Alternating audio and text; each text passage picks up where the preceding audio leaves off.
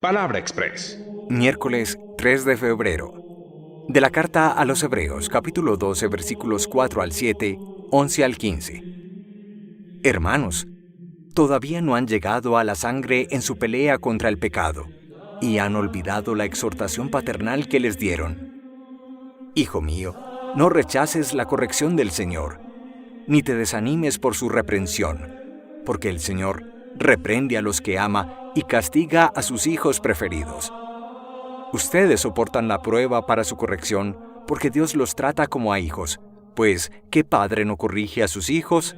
Ninguna corrección resulta agradable en el momento, sino que duele, pero luego produce fruto apacible de justicia a los ejercitados en ella.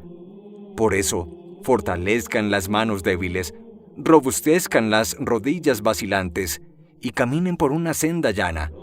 Así, el pie cojo no se retuerce, sino que se cura. Busquen la paz con todos y la santificación, sin la cual nadie verá al Señor. Procuren que nadie se quede sin la gracia de Dios y que ninguna raíz amarga rebrote y haga daño, contaminando a muchos. Palabra de Dios. Te alabamos, Señor. Salmo 103. La misericordia del Señor dura por siempre, para aquellos que le temen. Bendice, alma mía, al Señor, y todo mi ser a su santo nombre. Bendice, alma mía, al Señor, y no olvides sus beneficios. La misericordia del Señor dura por siempre, para aquellos que le temen. Como un padre siente ternura por sus hijos, siente el Señor ternura por los que le temen, porque Él conoce nuestra masa, se acuerda de que somos barro. La misericordia del Señor dura por siempre para aquellos que le temen. La misericordia del Señor dura desde siempre y por siempre para aquellos que le temen. Su justicia pasa de hijos a nietos para los que guardan la alianza. La misericordia del Señor dura por siempre para aquellos que le temen. Del Santo Evangelio según San Marcos, capítulo 6, versículos 1 al 6. En aquel tiempo, Jesús se dirigió a su ciudad y lo seguían sus discípulos. Cuando llegó el sábado, empezó a enseñar en la sinagoga.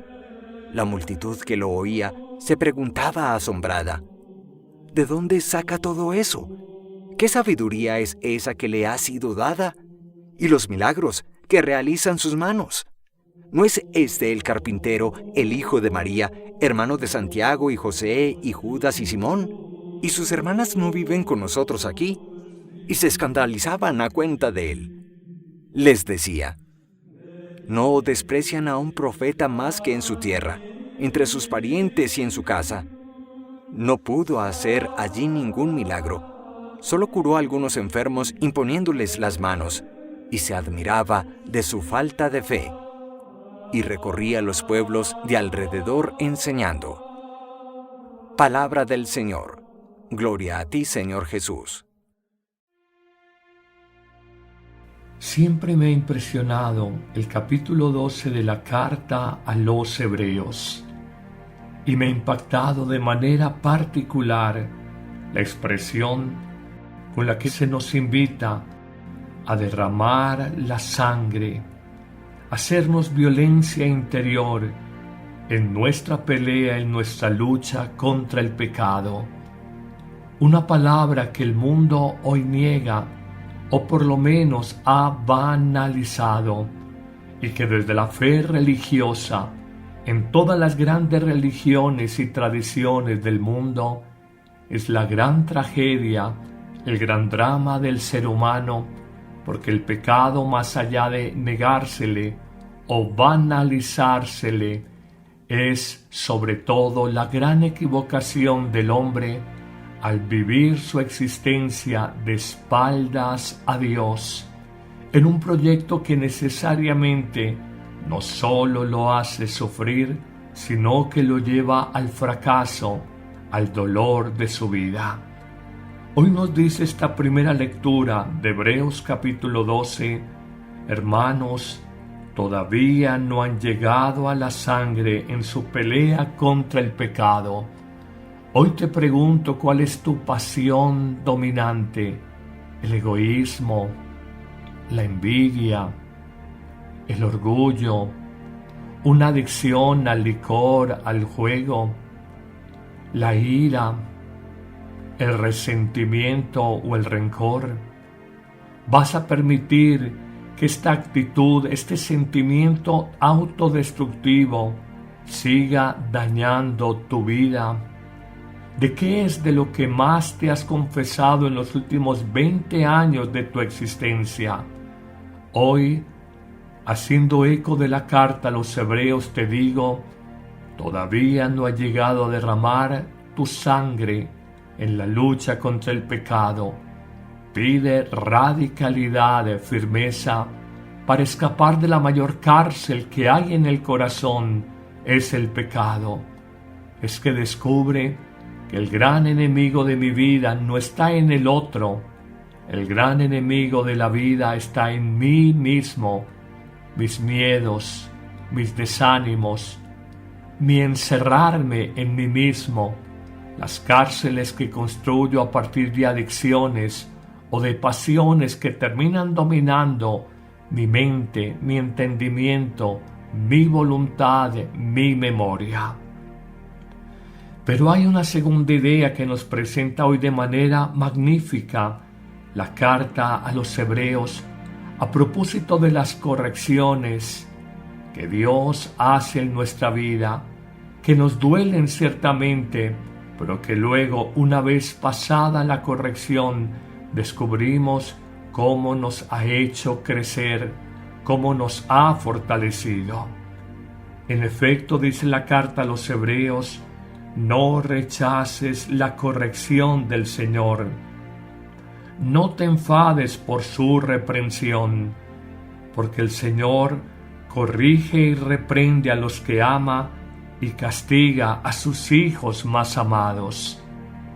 Luego, dando explicación a esta monumental expresión, afirmará Hebreos, ¿qué padre acaso no corrige a sus hijos?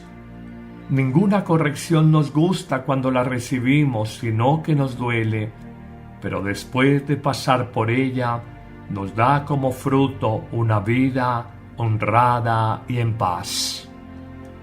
Hoy descubre todas las circunstancias, situaciones, acontecimientos que por más que parezcan adversos en tu vida, Dios en definitiva los ha permitido porque te quiere probar, porque te quiere purificar, porque te quiere corregir. ¿Quién de nosotros en la vida, cuando ha buscado con sincero corazón acercarse a Dios, no ha encontrado precisamente pruebas, espinas en el camino de la conversión? No la rechacemos, que allí está de manera misteriosa el amor de Dios Padre que corrige y que quiere lo mejor para nosotros, a la manera en que se poda un árbol, y aunque la poda, el corte de las ramas parezca doler al árbol, solo sirve para que dé frutos más abundantes, frutos más dulces y sabrosos. Pero pasemos en una tercera idea al Evangelio de hoy. Jesús se duele de la falta de fe de sus paisanos y reconoce una frase lapidaria que ha hecho carrera en la iglesia: no desprecian a un profeta más que en su tierra, y añade que pocos milagros pudo hacer más allí entre los suyos por su falta de fe, por su increencia.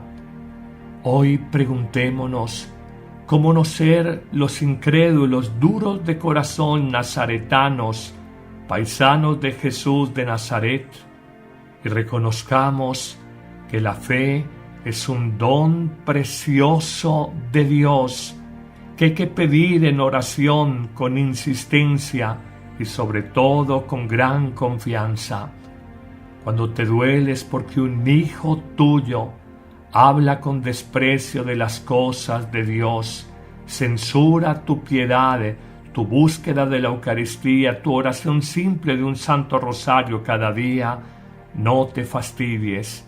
Quizás tu hijo no tiene el don de la fe que tú has tenido, y ora por ese hijo para que algún día, y sobre todo a partir de circunstancias a veces adversas, encuentre a Dios, descubra la fe como la gran iluminación en la vida profunda del hombre.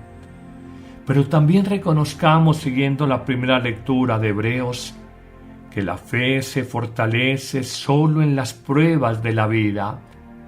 Es que es muy fácil decir yo creo en Dios, yo confío a Dios mi vida, cuando el carro de mi existencia camina sobre ruedas en una autopista.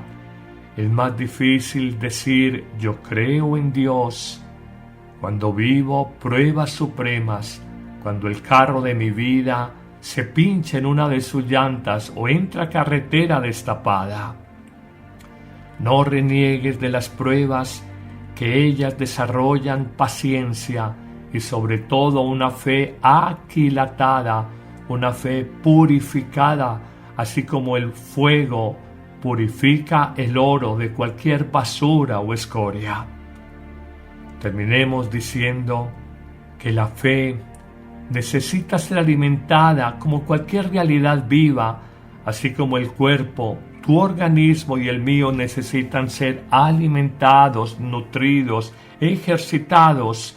Así también la fe necesita ser alimentada en el tiempo, desde la oración personal, el trato íntimo con Jesús, desde la meditación pausada de la palabra del Señor contenida en la Sagrada Escritura, desde la celebración frecuente de la Eucaristía vivida con amor, desde la vida fraterna asumida en tu familia y con los cercanos, y desde el servicio, la solidaridad, la entrega de sí mismo a los demás, especialmente a los que más sufren, inmigrantes, desempleados, enfermos, ancianos, solitarios.